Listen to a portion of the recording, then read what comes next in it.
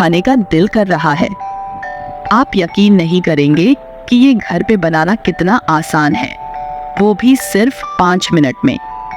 सबसे पहले एक प्याला लें और उसमें 1 कप दूध और 3/4 कप चीनी डालें। चीनी पूरी तरह घुलने तक फेंटें। इसके बाद 2 कप फ्रेश क्रीम डालें और इन सब को अच्छे से मिलाएं।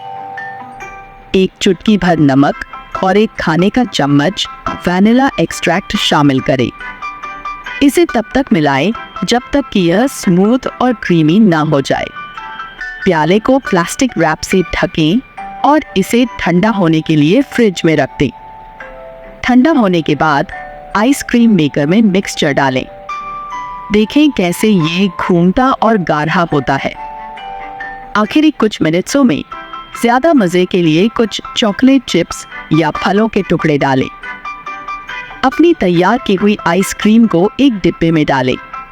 ऊपर से स्मूथ करें, प्लास्टिक रैप से ढकें और फ्रीज़र में रख दें। जमने के बाद इसे खाने से पहले कुछ मिनट के लिए बाहर रख दें।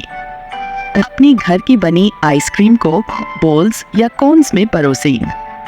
अब अपनी स्वादिष्ट घर की बनी आइसक्रीम का मज़ा लें। अपनी घर की बनी हुई आइसक्रीम से लुत्फ़ उठाएं। और भी जायकेदार रेसिपीज़ के लिए हमारा चैनल सब्सक्राइब करना ना भूलें।